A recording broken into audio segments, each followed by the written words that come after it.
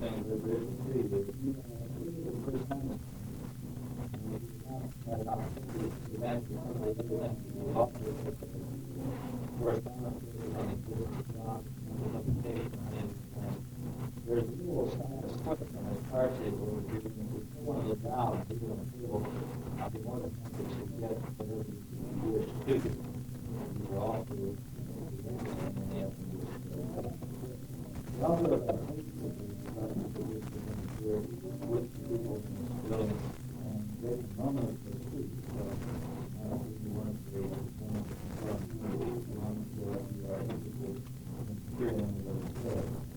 I've also placed there a stack of a written copy of this lesson. It's in my experience that there are some of the lessons life is going to conduct that so many of us have to wrestle with, and there are so many different problems involved with it that we would put this in written form. If you would like to examine some of the things you'd like to fit this form in printed form, if you'd like some documentation, then you're welcome to help yourself. There's a stack over there. You can pick one, pick several if you know somebody that would perhaps profit by this discussion. This is a relevant subject. I don't know of anything we can talk about that is more of a problem to more people than the question of being saved.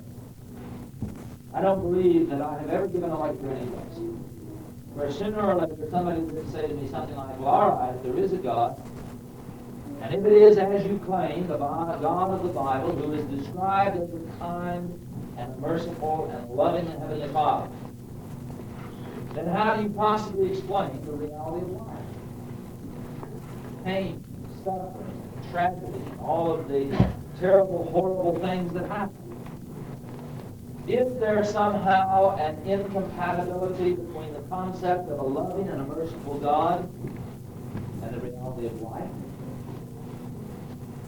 You know, I don't believe there's a question that a person can ask that cannot be given a more reasonable answer from the standpoint of belief than could be given from the standpoint of disbelief. And I want to say to you as I start out this morning that I'm not coming to you this morning with all the answers. I've had enough problems in my own life. I've had enough things that I've had to wrestle with in my own life. To know that if you're in the middle of a crisis, that there's no magic set of words that's going to make that hurt and make that problem go away. One of my favorite stories about my wife is one of these very open and honest people. You know exactly where you stand at all times with her. One of my favorite stories about her was an incident that occurred about 7 years ago. We had been told by doctors that my wife would be blind in a matter of a couple of months. As it turned out, that prediction was a little premature. She still has her sight today, but they told us this, and at that time we had some very small children. My youngest at that time was about 6 years old. My oldest was about 8 or 9. And this work that I have been trying to do for the Lord was just getting started, and we've been trying to understand, you know, why was this happening? And lots of people came over, and lots of people gave us nice, neat little explanations as to why all this was happening. And I especially remember one night, one of my good friends, one of my good sisters who tried to the local congregation came over to visit, and she visited for a while, and then as she stood to leave, she turned to my wife and she said, well, Phyllis, she said, you're going to be a better person because of losing your eyesight. And after she left, my wife leaned up against the door and looked at me and said, you know, she said, I didn't really think I was all that bad a person before. And you know, I really believe that that is the difficulty with an awful lot of our explanations. And I want to repeat that if you're in the middle of a crisis here this morning, if you've had a terrible loss, if you're wrestling with some catastrophic thing in your life, I don't have any magic set of words that's going to make that thing just go away. And I know that. But I believe, and I really feel, that if somehow we can step away from our own emotional involvement in those kinds of things, if somehow we can step back and we can look objectively and open-mindedly at the problem of human suffering, that we can see that in fact there are answers. And that there is not an incompatibility between the biblical concept of God and the reality of life. And it's those concepts that I want to share with you this morning. Some of these things are going to be scientific concepts, some of them are going to be biblical concepts, some of them overlap both areas. I believe perhaps I can share some things with you that will be helpful. I may not say anything you haven't thought of, but I hope perhaps that we will. Now, the first thing I want to point out to you this morning is both biblical and scientific. There's a basic principle stated repeatedly in the Bible, stated very clearly in Galatians, that whatsoever a man soweth, that shall he also reap. Let me put that in Claytonese. You jump off a bridge, you're going to hit the bottom. And you can't blame God when that happens. And you say, that's dumb. No, it isn't. You can go all the way back in biblical history and you can see people that suffered because they violated God's natural and spiritual law. They did what God said not to do. Adam and Eve suffered because they did what God said not to do.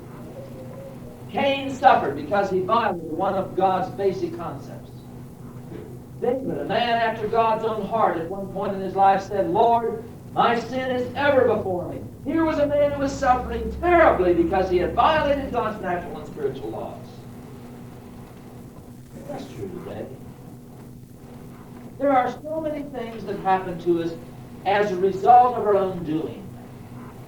And as a matter of fact, I would submit to you that perhaps 90% of the things that happen to us because we jump off the bridge. And you can't blame God when he's at the bottom. Now let me get specific. Have you ever thought about what the word intoxicate means? Intoxicate. What does it mean? Is the intaking of a toxic or a poison to the body? A person who is drunk is a person who has systematically and consciously and deliberately poisoned themselves. You know that we now know that there are at least 75 major chronic ailments of man that are directly attributed to alcohol. And some of those ailments would not have to have been the result of ever having been drunk. Everything from senility to birth defects to a virus cold can be caused or greatly stimulated with the use of alcohol. You jump off a bridge, you can't blame God when you hit the bottom.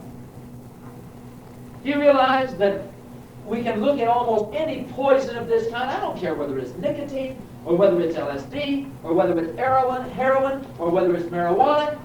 When you jump off a bridge, you can't blame God when you hit the bottom. And all you have to do is look at the statistics and see what is happening to man because of what he does to himself. Now that covers a range of things. The person who commits adultery is going to suffer. Guaranteed. 100% sure. And they may bring suffering into the lives of other people.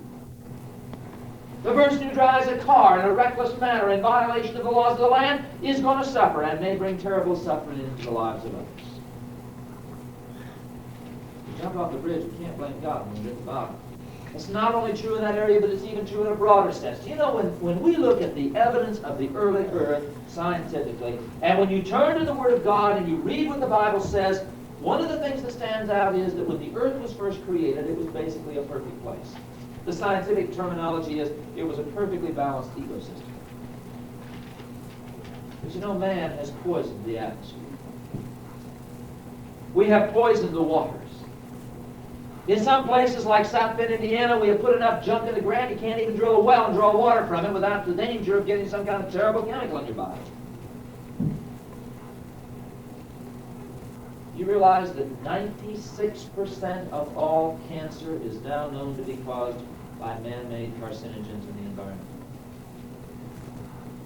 Now, if you're here this morning and you're suffering from cancer, that doesn't make your problem go away. Doesn't make the thing any easier to bear. It doesn't remove a thing. But the point I'm trying to make to you is you cannot sit back and point the finger at God and say, God, why did you do this to me? Because God didn't. Leukemia, one of the great killers of humanity today, which my own father is dying of right now in a hospital in Indianapolis, Indiana, is not the result of something God has done. We now know that this is the result of materials that have been synthetically induced to man's environment, specifically benzene and benzene derivatives. We can't blame God when we suffer the consequences of those activities. Do you realize that even some things that the insurance companies like to call acts of God are not that at all? Do you know, if you look back at the records of the Indians in North America, you will find that there were no floods in North America until the white man came. There were no tornadoes in the United States of America until the white man came. There are a myriad of activities that are the result of man's unbalance of the system that God gave us. When we don't use these things wisely, we reap the consequences of those activities. My guess is that if we had complete knowledge of the situation, that 99.99999% of what happens to us is our own doing. But I said 99.99999%. I still got 1/10,000 of 1% to talk about. Not everything is in this category. As a matter of fact, if you have a Bible with you, would you turn to John the 9th chapter? And I'd like you to look with me at a situation where this was not the case. John the 9th chapter, beginning with the first verse. We read there that as Jesus passed by, he saw a man who was blind from his birth. And his disciples asked him and said, Master, who did sin, this man or his parents, that he was born blind? Now let's stop for just a minute. You got the picture?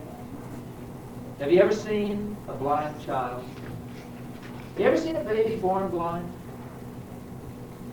I have a son who was born blind, unable to see. That's not much fun.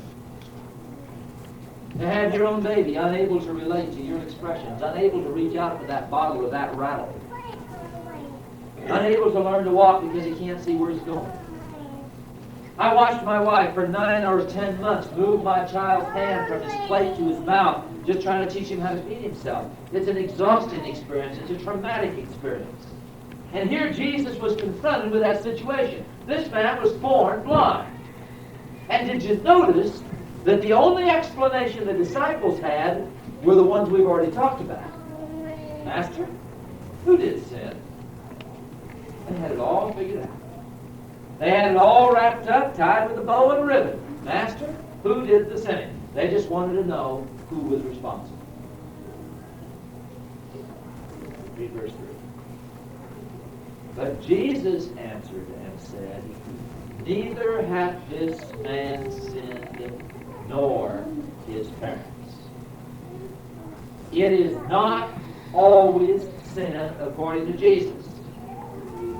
Neither hath this man sinned, nor his parents, but that the works of God should be made manifest in him.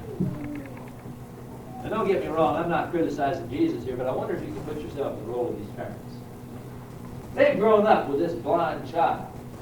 They've gone through the frustration. They've gone through the humiliation. They've gone through the prejudice. They've gone through all of the terrible things that are associated with this tragedy. And this itinerant preacher comes in from the boondocks. They didn't know who Jesus was. And somebody asked him, why was this baby born blind? And he says that the works of God should be made manifest in him. Do you think they said, oh, well, that explains it all. That takes care of the problem. I don't have any more difficulty. A lot of times you and I are on the wrong side of a problem to see anything constructive in the problem. Later on, they came to understand that even some good could come out of this terrible thing that had happened in their lives. But what in the world was Jesus really doing? Now, before we finish this morning, I want to tell you what he was dealing with because I believe I know. Before I come back to that, I want to point out a couple of things to you that I think we need before we can really answer the question and get a total grasp of what's going on. And the first one I want to make peripheral to this thing is something you may have thought about, but it's so vital to understand. And that is that the problem of suffering is a necessary evil in survival. You cannot exist without physical pain. Now, some of you are saying to yourselves, and I can tell by the look of your faces, come on, man, that's crazy. I'll pass on that one, thank you. I don't need physical pain. I'll just let that one go by. You cannot survive without physical pain. Several years ago, I was giving a series of lectures in Houston, Texas. And I was invited to eat a meal with a young couple, a delightful young couple. And I went to their house, knocked on the door, the lady opened the door, and I reached out and grabbed her hand. And honestly, it was about like grabbing this microphone. I mean, it was rough and calloused, and I looked down to see what I had a hold of. I thought maybe she had an artificial hand. And it was yellow and scaly. It looked like a duck's foot. And I'm trying to be Mr. Cool and not react, but I'm not doing a very good job. And so she finally said to me, well, you notice that I have some problems with my hands. She said, I've got, and then she gave me the name of this disease. It was one of those medical terms about like that. And she said, what that basically means is that I cannot feel physical pain. It is incapable for me to feel physical pain. Now, you might look at that at first and say, hey, wouldn't that be nice? Never have to have a headache or a backache or a toe ache or all the aches and pains that you and I are suffering. But as we went into the kitchen, I leaned up against the counter while she was fixing dinner there, and we were talking, and she said, hey, John, did you leave that saucepan over there? And I grabbed hold of one of those cast iron skillets, and it's hot. So I looked around and found a hot pad, and I picked it up and moved it over. She sort of laughed. She said, the reason I asked you to do that is, she says, that I can't tell whether it's hot or not. She said, I have burned myself terribly so many times because I'll grab a hold of a skillet, and I don't realize it's hot until I see my skin changing color. See, my hands are so ugly and so scarred because I've had so many burns. She talked about how she had to be very careful never to go barefoot, because if she stubbed a toe or if she stepped on a piece of glass or something, she wouldn't know she'd been injured. She talked about how if she fell, she had to be x-rayed from head to toe to see if she'd broken any bones, because she was unable to tell if she'd broken any bones. Consequences of using a limb when it was broken could be disastrous. Can you imagine what that would be like? David says in the 139th Psalm, beginning with verse 14, he was praising God there, and he says, Lord, he said, I will praise thee, for I am fearfully and wonderfully made. Marvelous are thy works, and that my soul knoweth right well. And indeed, this physical body you're looking at this morning, this machine, grotesque as it may be on the outside, is a marvelous machine. A machine that, if properly cared for, might run for as long as 100 years without a valve job or a new transmission. Now, I got to admit that sometimes I feel like I need a new transmission. But I am fearfully and wonderfully made. And one part of being fearfully and wonderfully made is the ability to perceive physical pain. We cannot live without it. And that's not just true physically. It's true emotionally. It's true mentally. What kind of a man would it be? What kind of a woman would it be that could not experience guilt or sympathy or compassion? Oh, we've had some people like that. They wear famous things. Hitler, Mussolini, Clayton. Men who could watch innocent women and children by the tens of thousands walk to the gas chamber and not be moved by what they were allowing to happen. We need those kinds of capacities. There's another aspect of this thing, and it's true in the area of death more than anywhere else. And that is that those of us who are Christians in many cases have been robbed of one of the greatest blessings in life, one of the greatest blessings of being a Christian, because we are ignorant of death. Maybe I've just been in the wrong place at the wrong time, but I've heard a lot of sermons. A lot of sermons. But I've never heard a sermon exclusively and deliberately dedicated to teaching me about death. Now, I've heard it slid in the side door and out the back door about the way I'm doing it right now. I'm not dealing with it right now.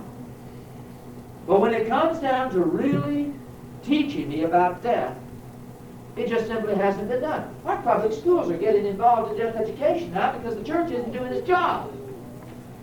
You know who taught me about death? My little girl taught me about death when she was about 5 years old. We had a little black dog that had grown up with our kids, a little nut. We named her Susie. And this little mutt had grown up with us before we had children and with our children. And I came home from school one day, and here were my 3 children huddled around a blood-soaked blanket lying on the floor of the garage with this dog wrapped up in it. She had been attacked by some larger dogs, and she was really in bad shape. And I looked at the wounds, and I was pretty sure nothing could be done, but I took her to death, and I was right. The dog had to be destroyed. And I was driving back home, and I kept thinking, well, what am I going to say to my kids? How am I going to explain this? Wendy was 2, Kathy was 5, Tim, our handicapped child, was about 7 at that point. And I came in the house, and the kids came running up very expectantly and blinking back my own tears. I had to say to the kids, I'm sorry. But Susie's dead. You're never going to see Susie again. We'll think about another death for you sometime. But Susie's no longer alive. And Kathy looked at me and she said, well, Daddy, she said, I'm so glad. I said, honey, you don't understand. Susie's dead. Susie's gone. And she looked at me rather surprised and she said, well, Daddy, she said, I didn't want to see Susie go on suffering where she was. You talk about feeling so big.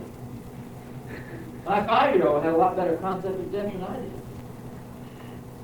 Isn't it, in fact, a marvelous thing that those that we love don't have to go on suffering and suffering and suffering and suffering and suffering when this body can no longer work in a rational way? Death can be beautiful. But I've known people who, when they lost a mate, or they lost a child, or they lost a parent, or they lost a friend, almost died themselves. They couldn't smile, they couldn't be happy, they couldn't be useful, they couldn't be active. I don't believe that's the way God intended. The apostles didn't have that negative preoccupation with death. They talked about being at home with Jesus. They talked about being asleep with the Lord. They weren't obsessed with the loss aspect of it. And some of you can look at me at this point and say, well, that's easy for you to say, but you haven't been there. Maybe not the way you have. I've been there, but maybe not the way you have. But you know something? I don't think there's a weekend that I leave home when it doesn't cross my mind, will I ever see my family again. 6 years ago, the 16-year-old girl living next door to us was stabbed 27 times, 30 feet from my back door, and died. You think that doesn't do things to you when you're on the road every week? And I don't believe that I have any question about what my reaction would be if something like that were to happen to my family when I'm gone. If I were to get home tonight and find that my family is taken from this earth, I believe I know what my reaction would be. I would be the most grief-stricken man that ever lived. I don't question it. But I do not believe that I would feel sorry for my family.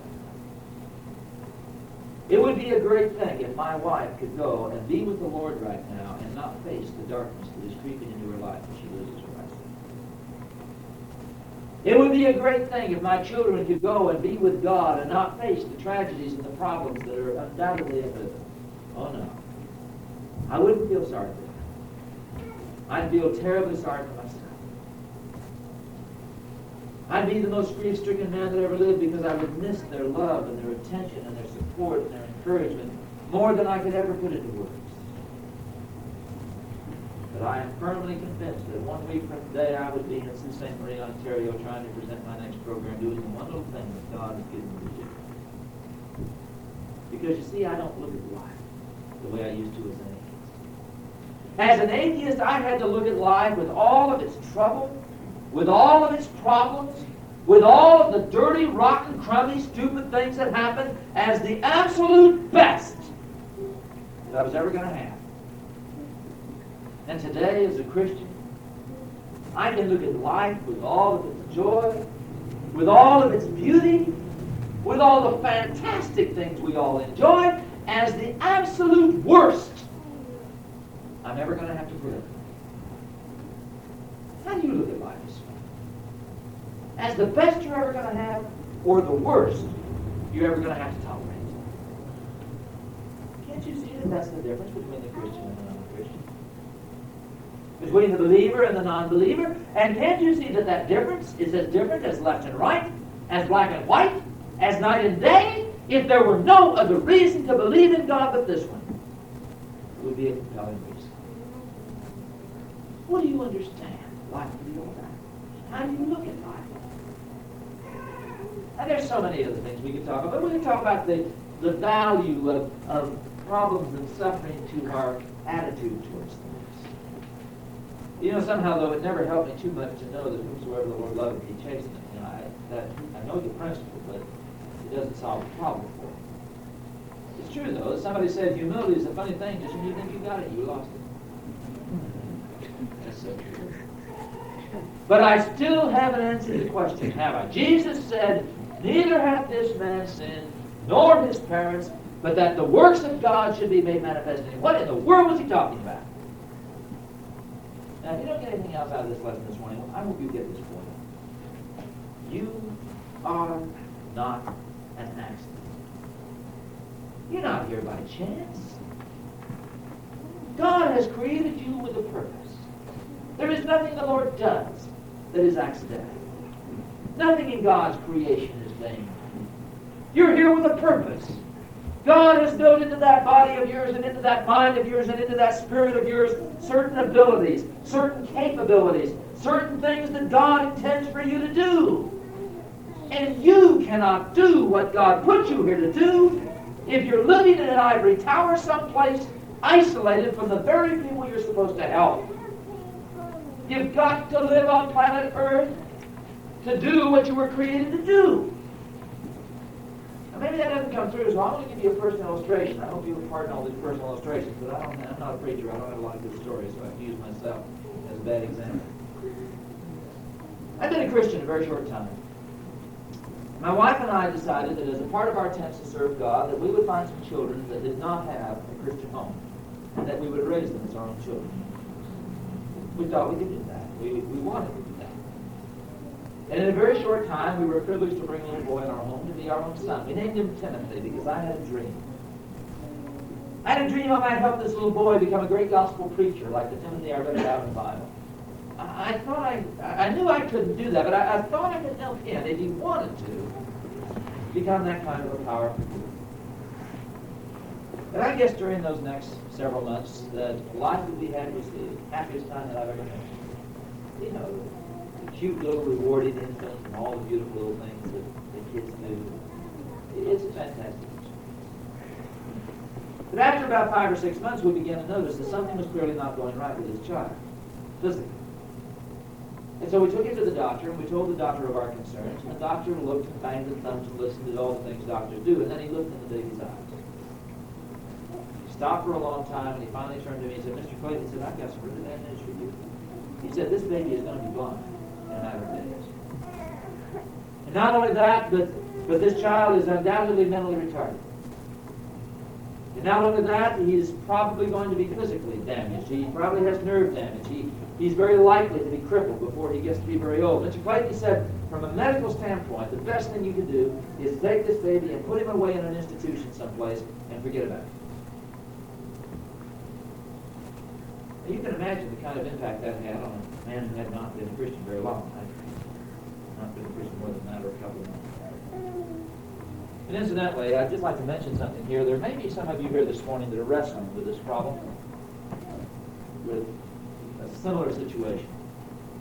And I want to emphasize to you that I am fully aware of the fact that there are times when a human being has to be put in an institution for their own well-being and for the well-being of others.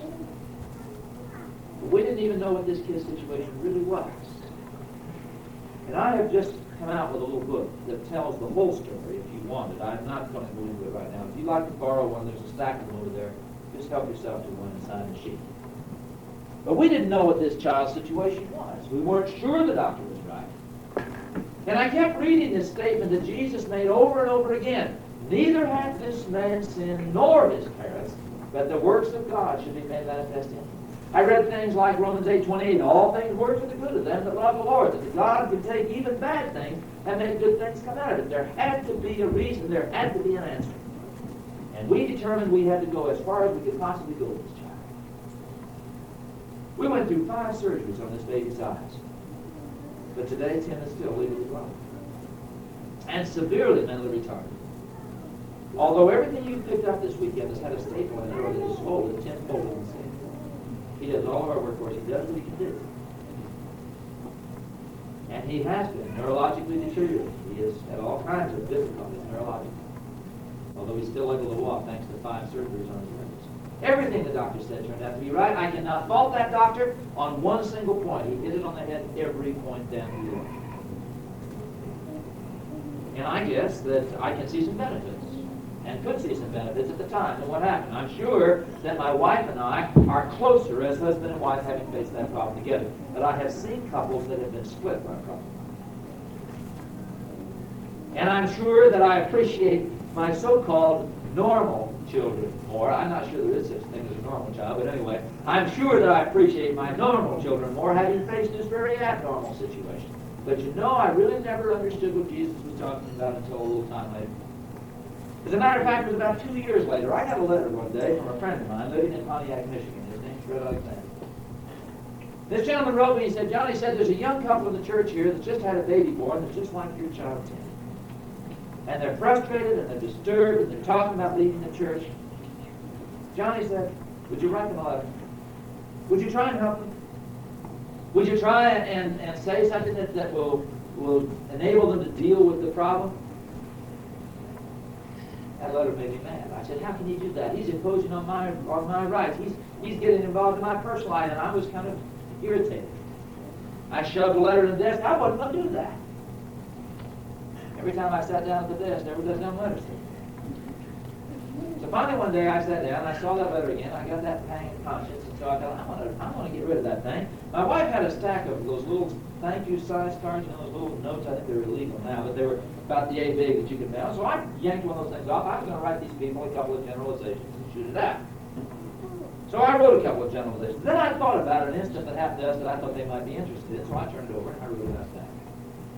Then I thought of an organization that had been a big help to us, and so I got a sheet of paper out and I wrote a paragraph about that. And then another paragraph, and another paragraph, and another page, and then, I bet it cost me $1 to mail that letter. Because you see, I could say to that young man and his wife, look, I know what you're going through. I understand how upset you are.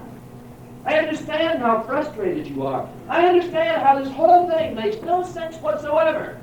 Most of you can't imagine what it's like to look at your baby that you love more than anything in the world and to realize that there is no possible way that that baby can reach your feelings. You can't imagine what that's like.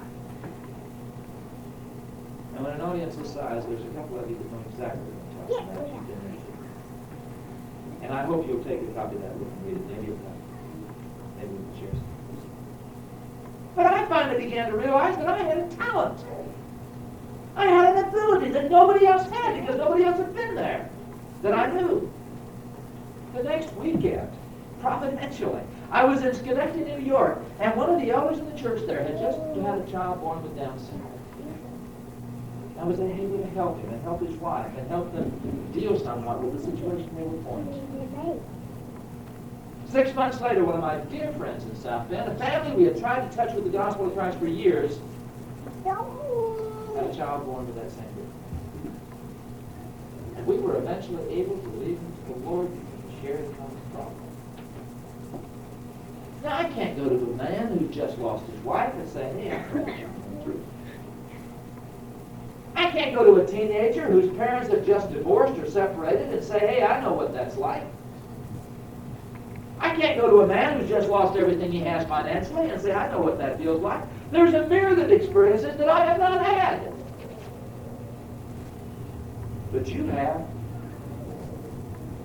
There isn't a person in this room capable of understanding what I'm saying this morning that has not had experiences that are peculiar to you. You have a talent. You have an ability. By virtue of what has happened to you, you have some things that you could be using to help others. What are you doing with that talent? Do you have it buried? You know what the Lord taught about the buried talent. Are you using the things that have been a part of your life to help others who are facing those problems right now overcome those problems and come to a knowledge of the Lord? Brethren, these are talents, these are abilities, these are things we can use.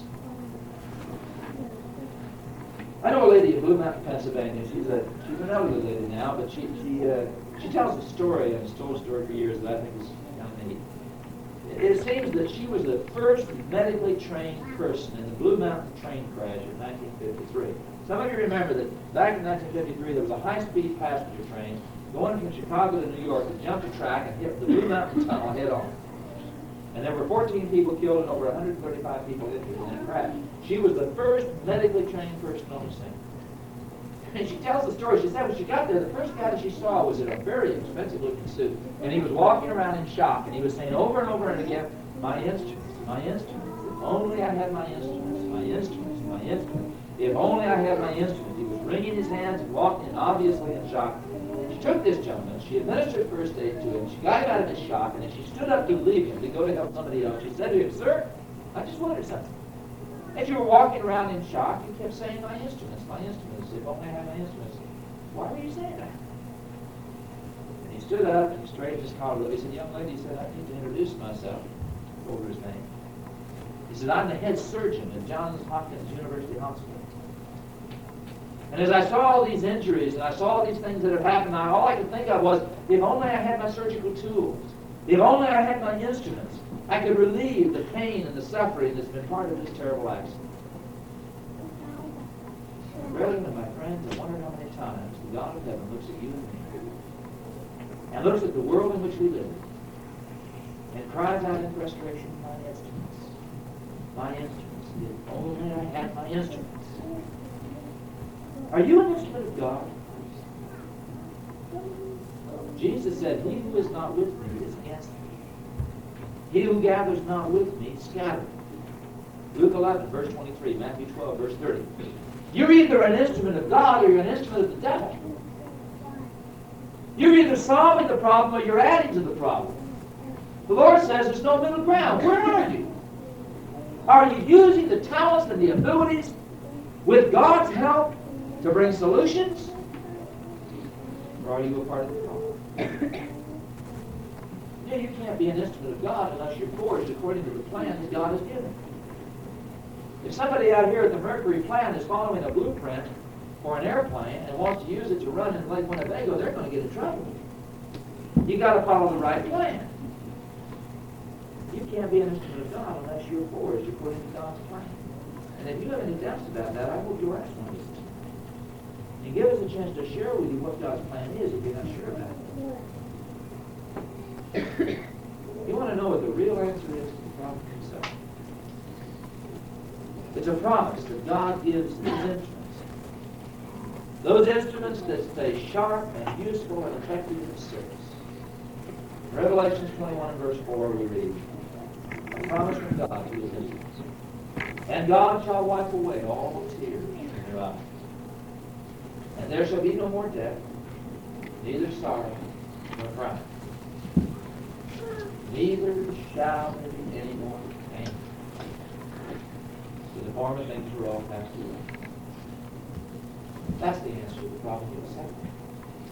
And it's an answer given to those who are Christians, who are sharp, effective instruments, who do those things that God has given them the ability to do, to make this world a better place for them to live, and to bring people into a loving relationship with God. Thank you for letting me be a part of your weekend. This weekend.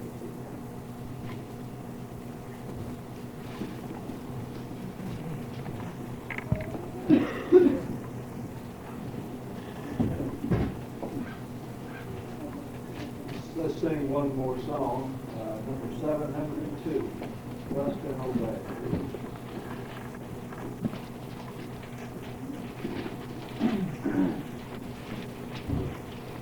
Sing the first verse, the third verse, and the last verse.